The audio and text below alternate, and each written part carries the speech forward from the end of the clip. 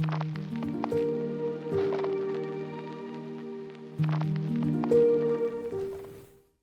there, I'm Julia Frodahl, and in this video, I want to share a few ideas with you about the intersection of shadow work and attachment theory, and how shadow work can be a really helpful lens through which to look at healing insecure attachment styles and making your way into a secure attachment style.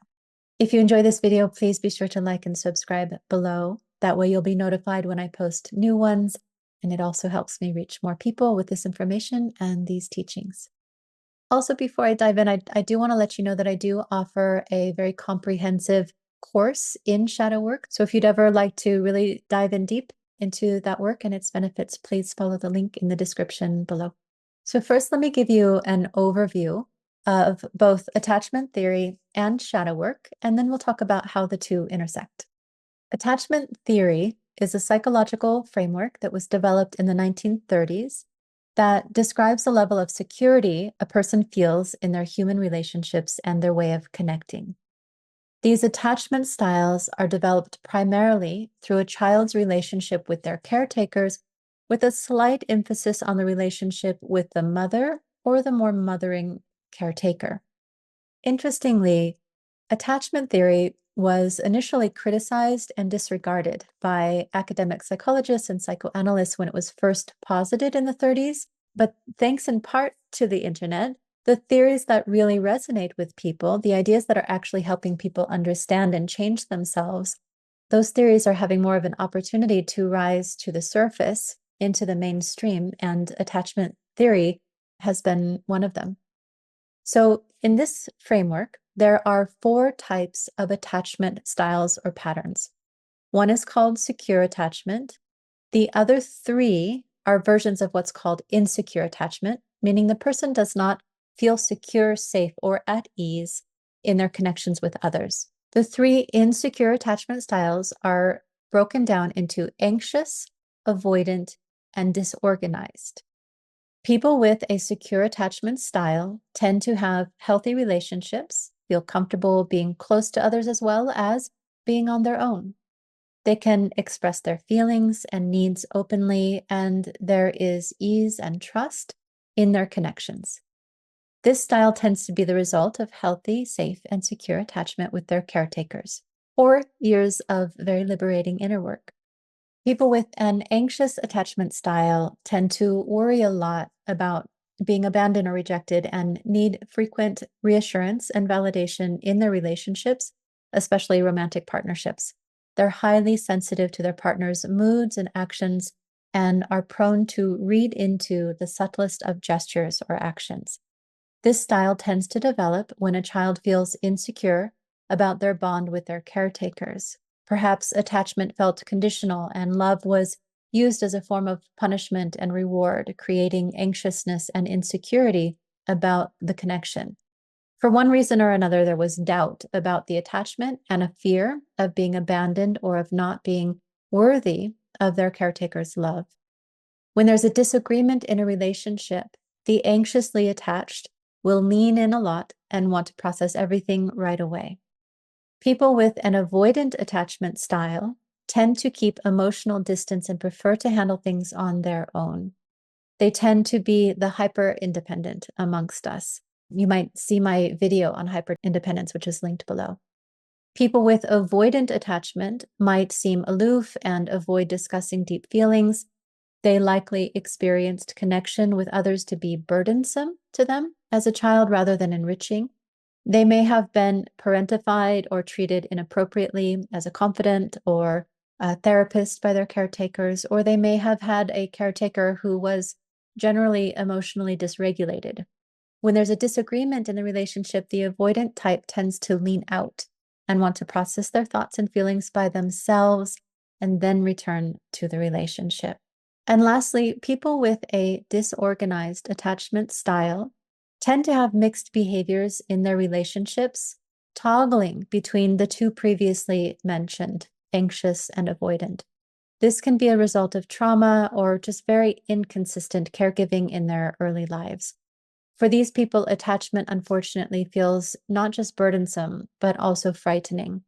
and the unpredictability of a connection being soothing or frightening, if available at all, creates a terrible inconsistency and disorganization in their ability to connect. So people with a disorganized attachment style tend to toggle between the extremes of anxious attachment and avoidant attachment.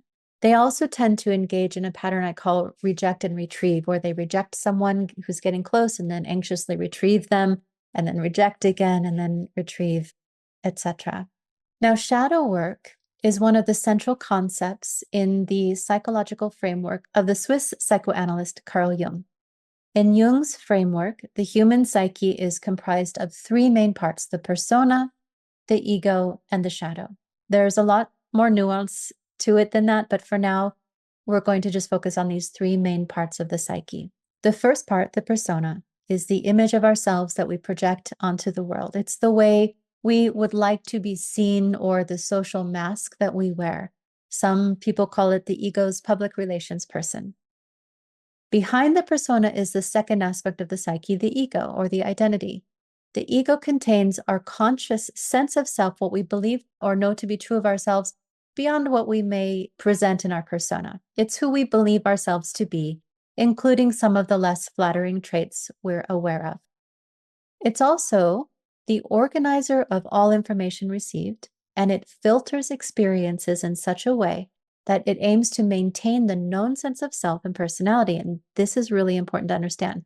There's an unconscious process that determines what the ego chooses to see and incorporate into consciousness.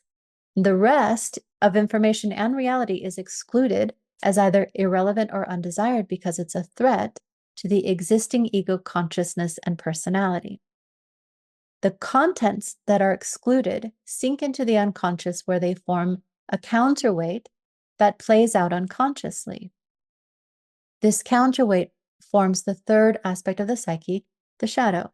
So the shadow holds the unconscious content, including all the things we do not want to know about ourselves and the world, do not like about ourselves and the world, and traits that cannot possibly be allowed because they are a threat to the personalities and worldviews we have formed. In other words, it contains the forgotten, denied, rejected, and forbidden. The shadow is sort of the blind spot in our psyche. As Jung put it, the persona is that which one wishes to be, and the shadow is that which one wishes not to be. The shadow begins to form in childhood alongside the persona as a natural part of healthy ego development. As children, we typically embody a full range of emotions and behaviors, but soon we are corrected, and some emotions and some behaviors are rewarded and encouraged, while others are judged or discouraged. And so little by little, we learn what is acceptable and what is not, and we generally honor these parameters in order to get our basic needs met. There are exceptions, of course. And of course, what is acceptable and not acceptable, rewarded and discouraged, it's not the same for every family or every culture or society. So what's essential to understand is that the aspects of self that are tucked away into your shadow, they're not inherently negative, even if your ego believes them to be or has a strong feeling that they are. If something is moved into the shadow, it simply means it runs counter to what your unconscious developing self determined would garner you: love, safety, and belonging in the particular environment or community that you grew up in. What's also essential to understand is that what's in the shadow, or what's in the unconscious in general, tends to be very black or white, very extreme.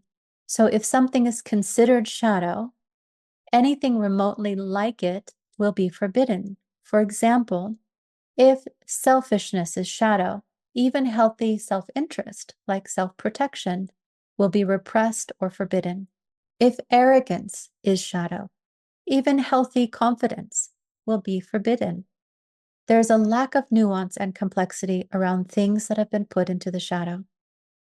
Now, shadow work is the brave work of opening that bag full of things you think are bad or scary and a threat to your belonging, and finding healthy places and ways to reintegrate them. This is how we come into wholeness and authenticity, by allowing ourselves to be our more true, complex versions of ourselves. And while shadow work can be challenging, it is.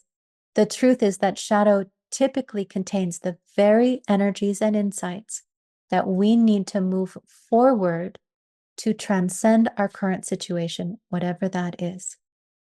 So then let's talk about how shadow work is a valuable lens to look through when considering how to heal insecure attachment styles. The attachment style we develop is directly linked to the personality traits we believed would ensure our attachments versus traits that might be a threat to them, right? In other words, the traits that are put in the shadow and forbidden. The willingness to reclaim some of the traits that we tucked away and reintegrate them into our personalities, again, however scary that may seem, is what will take the extremes out of our particular insecure attachment style and move us from insecure to secure, balanced attachment. Let me explain. Going back to those with an anxious attachment style, those with this attachment style who experience a looming fear of abandonment or rejection in their relationships tend to repress into the shadow anything about themselves that they deem could be considered bad or grounds for rejection, anything at all. And so there's a need to see themselves as good and innocent at all times, and they will often twist themselves into a pretzel to achieve this. Or they will make themselves really small to avoid any possible perception of being a burden or too much. They are prone to over-explain and need to process things with others a higher than usual amount, as I mentioned before. They have a need to make themselves extremely valuable to others to ensure they are safe and secure in the relationship. And this usually means putting the needs of others first and themselves last, which is all to say that anything that could be considered burdensome, imperfect, too much, or selfish is repressed into the shadow for those with an anxious attachment style. And so the healing process for those with an anxious attachment style is to take mistake making out of the shadow and allow themselves to be a flawed, imperfect human like everyone is. It's also to take natural, healthy self-interest out of the shadow. Healthy self-interest is what allows us to have boundaries, stand up for ourselves, and protect ourselves. If we can't do those things for ourselves, we will always be looking for someone else to rescue us or protect us. In fact, that will likely be one of the ways that the anxiously attached may try to secure a connection. But that can quickly become problematic in a relationship, especially a relationship with someone with an avoidant attachment style, because they are already prone to see relationships as a burden. So if you have an anxious attachment style, the more you can taking up space out of the shadow, out of the forbidden realm, and foster a sense of self-respect and independence, the less you'll need to ask other people to provide those things for you, and the more balanced and whole you will become within yourself and within the relationship. Now, avoidant types tend to put all negative feelings and experiences, any kind of vulnerability, and anything perceived as needy in the shadow bag in order to avoid feeling overwhelmed, which they are prone to feel in any relationship. This includes their own negative feelings, experiences, and vulnerability, as well as anyone else's. This ensures that they can continue to be the resilient, self-reliant person that they learned that they need to be. But it also means that they're going to miss or dismiss a lot of important emotional information coming from either within themselves or from others. So those with the avoidant attachment style need to take emotionality and vulnerability out of the shadow bag. If they don't, others will feel unseen and unable to connect in any kind of deep, authentic way. And interestingly, the anxious and avoidant pairing is the most common romantic relationship pairing there is. And this is because when we have an insecure attachment pattern, we're often looking for people who outwardly display what we can't access within ourselves because it's in our shadow. And so this pairing can have us repeat unhealthy relationship dynamics over and over again. However, this pairing also has the potential to be deeply healing if both parties are willing to integrate what's in their attachment style shadow. In my experience, it's usually the anxiously attached person who breaks the pattern first and demands connection. That can sometimes be what compels the avoidant one to come out of their shell to feel and connect.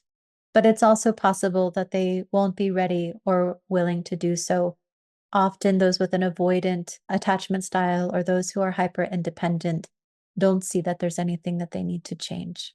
So, in order to have a real authentic connection, you have to come into your own wholeness, into your own authenticity, as well as your human vulnerability, instead of becoming the thinnest, most non-threatening slice that rubs nobody wrong, or the very compact, self-contained, and restrained one that cannot feel or connect. Shadow work can be an effective way to do that, or at least to identify the work that needs to be done. So I hope that's helpful.